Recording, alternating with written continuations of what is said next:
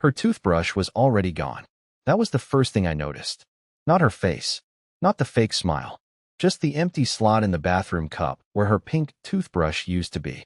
The moment she walked through the bedroom door with her bag half-zipped and her perfume clouding up the air like a fog of arrogance, I knew she wasn't bluffing. "I won't be gone long," she said, brushing a strand of hair behind her ear. "Don't overreact." I didn't say anything. Not yet. She was wearing that dress. The one she used to save for our date nights. The navy blue one with the open back and the slit up the side. I hadn't seen her wear it in over a year. Not for me, at least. Now it was for him. She didn't say his name. She didn't have to. The look in her eyes was a test. A dare. Like she wanted to see if I would snap, throw something, scream, beg. I did none of that. She was standing at the foot of our bed, zipping up her bag like she was off to a spa retreat instead of her ex's house. Then she laughed, a soft, smug chuckle, and said, "You don't have to wait up." That's when I said it. "I won't." She blinked. "Not much. Just enough." "I mean it," I added, quieter this time. "There won't be anything to come back to." I think she thought I was bluffing too. Her smirk tightened like a glitch in a video game, and she cocked her head. "You're being dramatic again." But I wasn't. The second the door closed behind her, I moved fast. Not in anger. Not even in pain. Just clarity. Cold, shaking, nauseating clarity. I opened the storage chest by the hallway closet and pulled out every keepsake I could find. Her anniversary cards. The framed Polaroid from our first camping trip. The matching Mr. and Mrs. mugs her mom gave us. I put them all in a trash bag, not because I was angry, but because they didn't mean anything anymore. They were souvenirs from a story she'd already rewritten without me. I didn't know where I was going to sleep that night, but I knew one thing. She would return to a version of this house that didn't recognize her anymore. And the second she saw what I'd done, she would realize this wasn't a tantrum. I didn't touch her side of the closet. Not out of respect. Don't get me wrong. I just didn't want to touch any of it. Her stuff felt radioactive. Like the moment I laid a finger on it, some old memory would explode in my face. Her sweaters still smelled like the lavender sachets she stuffed in every drawer. Her heels still lined up in perfect pairs, like nothing was wrong. It was insulting how normal everything looked. But I knew it wasn't. I packed a single duffel bag. Just enough clothes to disappear for a few days, or longer. I grabbed my passport, not because I had plans to leave the country, but because it was the only document I still believed in. I didn't slam drawers or break anything. I moved slow, quiet, like I was sneaking out of a crime scene before the body was cold. By midnight, I'd already rewritten the Wi-Fi password, removed her name from the car insurance, transferred half the savings to a separate account, not to hide money, but to make sure I had something when the dust settled. I even deleted the grocery list app we shared. Stupid, I know, but there was something satisfying about it. A final swipe. But the real move, the one that made everything real, was the envelope. I printed the photo from last Christmas, the one where we were smiling in front of the fireplace, holding mugs, and wearing ridiculous matching pajamas she forced me into. I taped it to the fridge, and under it, I stuck the note. "You traded this for one night at his house." I didn't sign it. I didn't need to. She'd know. I left the keys on the table and locked the door behind me. I wasn't sure where I was going, but I knew I wasn't going to be there when she came back. I didn't want to see her face when she realized this wasn't just a shake-up or a warning shot. This was my resignation from a marriage she abandoned days before she packed that bag. The worst part? I still loved her. I still wanted it to be a prank. A horrible, twisted experiment she cooked up with her friends over wine just to see how I'd react. But deep down, I knew. She was never coming back the same. And I wasn't waiting around to be her plan B. I didn't leave to hurt her. I left because she already hurt me, and I was the only one who noticed. That night, I slept in my car by the pier. The heater barely worked, and the windows fogged up from my breath. But for the first time in months, I didn't feel crazy. I didn't feel small. I didn't feel like someone begging for a place in his own life. I felt free. Cold. Scared. But free. She thought she'd get the last word by walking out. She had no idea what was waiting for her when she walked back in. I wasn't there when she came home. That was the point. I wanted her to feel that empty hallway, to open the door and find silence where my voice used to be. No jacket by the door. No shoes kicked off near the stairs. Just air. Still and unforgiving. According to the motion sensor app, She walked in at 9:42 a.m. I stared at the notification like it was a weather alert. And then I waited. I didn't text. I didn't call. I just sat on the pier, holding the phone like it was some kind of detonator, knowing something inside her was probably starting to detonate too. I imagined her face when she saw the fridge. When her eyes scanned that old photo and landed on my handwriting, sharp and tired. I imagined the way her expression would twist when she realized her power, the one she always held over me, had vanished overnight. She thought I'd be sitting on the couch with red eyes, waiting to beg.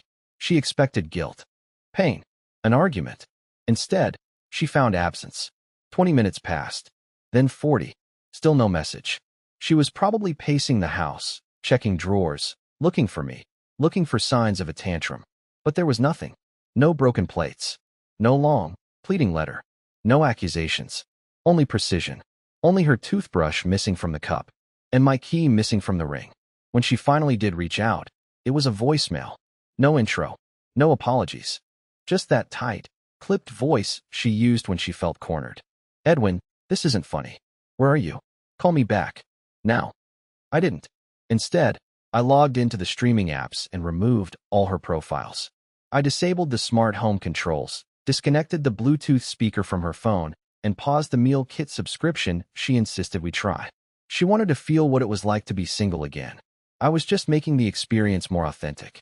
I'd love to say I wasn't shaking when I did all this, that I felt strong, righteous. But the truth is, I felt sick, like my stomach was made of wet concrete, and someone kept pouring more into it. I kept thinking, what if she realizes it was a mistake? What if she actually comes clean and says she's sorry? But the thing is, she didn't. At 1:17 p.m., she sent another text. It just said, we need to talk. And then, not even 10 minutes later, this isn't what I wanted. But it was. It had to be. You don't pack an overnight bag for your ex and walk out of your marriage because you don't know what you want. You know. You just hope the other person won't do anything about it. But I did. And the hardest part? I still had more to do. I wasn't done yet. Because while she was sleeping in another man's bed, I was preparing something she'd never expect. A truth I should have told her years ago. I knew the next part would be the hardest. Not because of what I was about to do, but because of how badly I still wanted her to stop me. I kept checking my phone, hoping, maybe even praying, she'd say something real. Not defensive, not calculated. Just one sentence that felt like it came from the Delaney I married. But all I got was silence, then more silence, and then one final message that made something snap inside me. I'm coming back tonight. Don't make this worse. That was it. No sorry. No explanation. Just a warning. Like she was still in charge. Like I was some puppy who'd chewed the carpet and now she had to come home and fix the mess. But the thing was, I hadn't left a mess. I had left a map. A very deliberate one. While she was gone, I didn't just leave the house. I set up a trail for her. And I know how that sounds. I'm not some mastermind or villain or whatever. I'm just a guy who got sick of waiting for dignity. So I did something she never would have expected from me. I gave her the truth in layers, like peeling back a rotten onion. The front door still opened with her key, sure, but it no longer felt like her home. The bedroom was stripped of all the warm little touches she once added. The candles, the plants, the blanket she crocheted when her sister was in the hospital. Gone. The fridge was empty except for a single post-it note on the middle shelf that said, "You erased everything. I'm just catching up." But that wasn't the part that would gut her. No, the real blow was what I left on the dining table. A small brown envelope with her name on it, her full name, in my handwriting. Inside was a folded piece of paper and a single key. But not to our house. To the apartment I had leased behind her back last fall. Yeah, that's the part I'd never told her. I signed for a place after one of our worst fights, convinced we were on the verge of collapse. I never moved into it, never even furnished it, but I kept paying the rent every month. Part of me hoped I'd never need it, that we'd fix things, that she'd come back to me somehow. But the moment she walked out with that bag to go stay with him, I realized that apartment had become my parachute.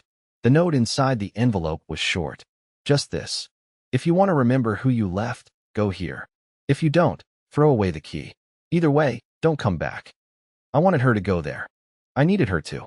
Because waiting inside that empty apartment, in a place untouched by her, was everything she chose to forget. I had filled the walls with photos, old journal entries. Even that dumb letter I once wrote her on our 3rd anniversary and never gave her because I thought it sounded too desperate. I had laid it all out. A museum of a marriage she lit on fire. I wanted her to walk through it and feel something. Not guilt, not regret, just the reality of what she'd done. Because this wasn't a game. It wasn't a punishment. It was me, finally speaking louder than her silence. And when she saw what I'd built, or maybe what I'd salvaged, I knew everything would change. Either she'd realize what she threw away, or she'd finally admit it never mattered to her at all. But either way, the next move wouldn't be mine. I told myself I wasn't going to watch. That once I left the key and note, it was out of my hands. But of course, I couldn't help myself. I parked across the street, behind a dark-tinted windshield, sipping cold coffee and shaking like I'd just committed a crime. I don't know what I was expecting. Tears, maybe. Shock. Fury. Maybe she'd rip the key in half and walk away. But none of that happened.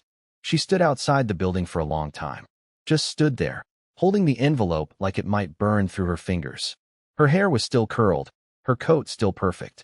But her face looked different. Tight. Stretched between panic and pride. I watched her glance at her phone, then back at the door. I wondered if she was texting him. If he was the one who dropped her off. If he even knew she was married until last week. Eventually, she went in. I could see the security light flash red, then green. My stomach dropped. She was inside. That apartment hadn't seen daylight in months. The windows were all sealed, the lights dim, the air stale. I had placed everything with purpose. Every photo, every letter, even her forgotten voicemail from 3 years ago saved on an old burner phone, just waiting to be played. I wanted her to walk through that space like a ghost stumbling through her own memories. No curated versions. No Instagram smiles. Just the real stuff. The stuff that hurt. She stayed inside for almost an hour. I didn't blink. I watched the light in the window. It flickered once, then twice, then nothing. I kept picturing her walking room to room, picking up pieces of the man she used to love. Maybe she sat down. Maybe she read the letter I'd left last, the one that ended with the line, "You wanted to feel something again." I just wanted to stop feeling like I was nothing. And maybe, just maybe, she started to understand. But when she came out, something was off. She wasn't crying. She wasn't angry. She wasn't even rattled. She looked blank, like someone had erased her thoughts and left the shell standing. She got in her car, not a rideshare, not her ex's, and drove away without even glancing back at the building. And that's when I knew. Whatever she saw in there, it didn't hit her the way I'd hoped. It didn't shatter her. If anything, it might have confirmed what I feared most. That she was already gone long before she packed that bag. Still, something about the way she walked out, too calm, too composed, didn't sit right. Like she'd made some new decision inside those walls. Not one she'd say out loud. Not right away, but one that was coming. Later that night, I got a message. It didn't say, "I'm sorry." It didn't say, "I understand now." It was just 5 words. "Meet me tomorrow. Alone." And for the first time since she left, I didn't feel hopeful. I felt hunted. We met at a place she picked. Of course. A coffee shop downtown we used to go to before we got married, before anything was broken, before her eyes started looking through me. I hadn't been there in years, not since I surprised her there on her birthday with a little ring box and no clue what I was getting into. The barista hadn't changed. Same weird glasses. Same stupid indie music humming in the background. But the table we used to love was empty, like the universe had saved it for one last disaster. She was already sitting there when I arrived. Hair pulled back. No makeup. No smile. She looked at me like I was an appointment she didn't want to attend. I sat down across from her, heart slamming against my ribs, fingers sweaty even though it was freezing outside. She didn't say hi. She just stared. And then, casually, like we were discussing grocery lists, she said, "Why did you set all that up?" I blinked. "What do you mean?" "The apartment. The letters. That voicemail." It felt like a scavenger hunt for guilt. "Were you trying to make me cry?" I didn't know how to answer. Because yes, part of me wanted that. Part of me wanted her to finally crack under the weight of what she did. But hearing her frame it like some manipulative stunt made me feel smaller than I expected. I wasn't trying to trap her. I was trying to show her what she threw away. I told her that. She laughed. A dry, sharp laugh. "Edwin, you always thought feelings were currency. Like if you showed me enough of your pain, I'd give you mine back." Those words cut. deeper than any lie, any night she spent with him. Because they were cold, clean, rehearsed. She wasn't emotional. She was surgical. And that's when I finally saw her. Not the version I'd clung to, not the girl in our wedding photo, but this new version. Someone who had already rewritten our story in her head, where she was the brave one and I was just the guy who wouldn't let go. You didn't come here to apologize, I said, quieter than I meant to. She tilted her head. No, I came here to ask if you're done. Done. With the games. The drama. The letters. The haunting little apartment. I stared at her, stunned. She didn't get it. Or worse, she did, and she didn't care. Then she leaned in. Her voice dropped, low enough only I could hear it. Because if you're not done, I know exactly how to make this ugly for you. It felt like the floor tilted. I wasn't ready for that. I expected heartbreak, regret, maybe even shame. But not this veiled threat. This poison in a coffee shop. I pulled back slowly, watching her face, trying to find the woman I married. She wasn't there. So I nodded. Not because I was giving up, but because I understood something important in that moment. She didn't just leave me. She became someone else. And if I was going to survive this, I had to stop mourning her and start preparing for whatever storm she thought she could bring. But I already had a storm of my own, and she had no idea what I'd been keeping from her. I left that coffee shop without looking back. I didn't need to. Her words were still ringing in my ears, echoing like gunshots in a canyon. If you're not done, I know exactly how to make this ugly for you. It wasn't a bluff. I could see it in her face. Delaney wasn't bluffing anymore. She wasn't even pretending to be the version of herself I once loved. She was gone, replaced by someone who smiled while pulling the pin from a grenade, certain she could walk away before it exploded. But what she didn't know, what she never even thought to consider, was that she was still playing the old version of me. The begging, whiny, love-blind Edwin. The guy who clung to apologies that never came. The guy who wrote anniversary letters to a woman already erasing him in her head. That version of me died the night she stepped out in that navy dress and didn't bother lying about where she was going. I didn't go home after the meeting. I went to the office. Not my job office, my real office.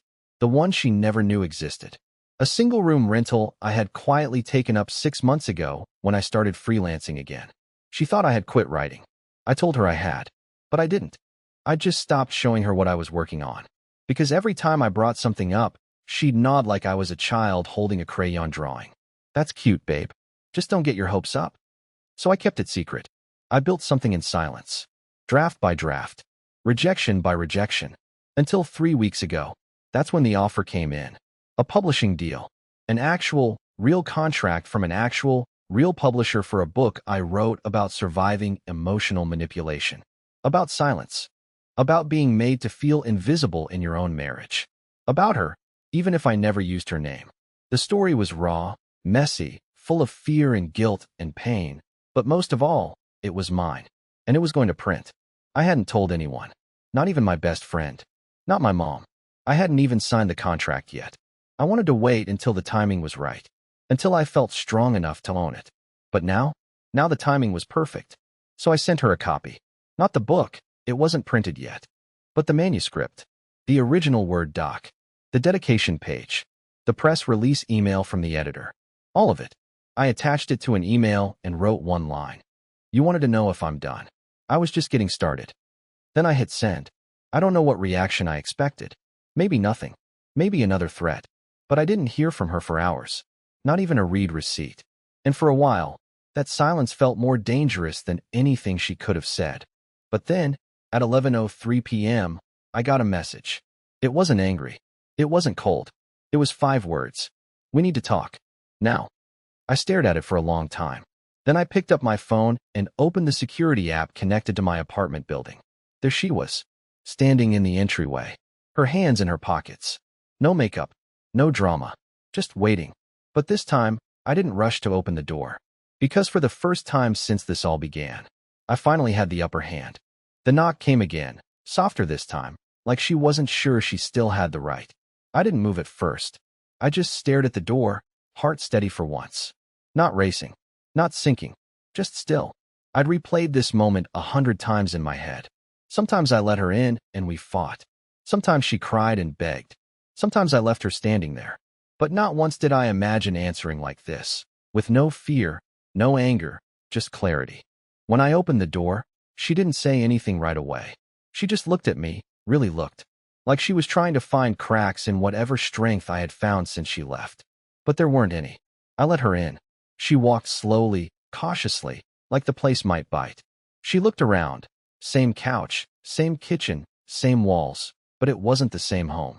It didn't feel like hers anymore. And I think she felt that instantly. I read the whole thing, she said finally. Your book. I nodded, watching her carefully. She sat down on the edge of the couch, hands shaking just slightly. You didn't use my name. But I knew.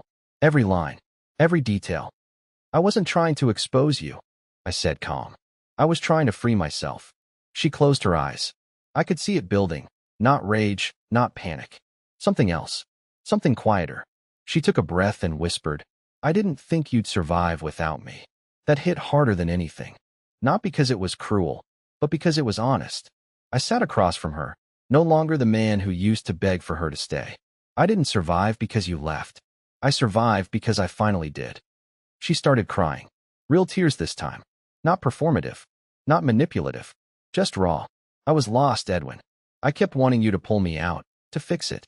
And when you couldn't, I punished you for not saving me from myself. I didn't reach for her hand. I didn't say it was okay, because it wasn't. But I also didn't hate her. Not anymore. I know, I said quietly. But I'm not your lifeboat. She nodded. I know that now. For a long while, we sat in silence. And then she said something I'll never forget. I'm not asking to come back. I just didn't want the last word between us to be anger. That was when I finally exhaled. Then let's end it on truth. And that's what we did. We talked. Honestly. For the first time in years. Not about the past we ruined, but the lives we still had ahead. Separate ones. There were no fireworks. No hugs. No, maybe someday. Just two people who had loved, broken, hurt, and, finally, healed in different ways. She left around midnight. And this time, when the door closed behind her, it didn't feel like loss. It felt like peace. A week later, I signed the final publishing contract. A month later, my book launched. 6 months later, I was speaking on panels about emotional survival and self-worth. And exactly 1 year after the day she walked out that door with her overnight bag and a smirk, I met someone new. Someone quiet, kind, curious. A woman who didn't ask me to be anything but myself. And when I told her everything, all of it, she didn't flinch. She just said, you made it through. That's the part that matters. And she was right. I didn't just make it through. I walked out stronger than I ever thought possible.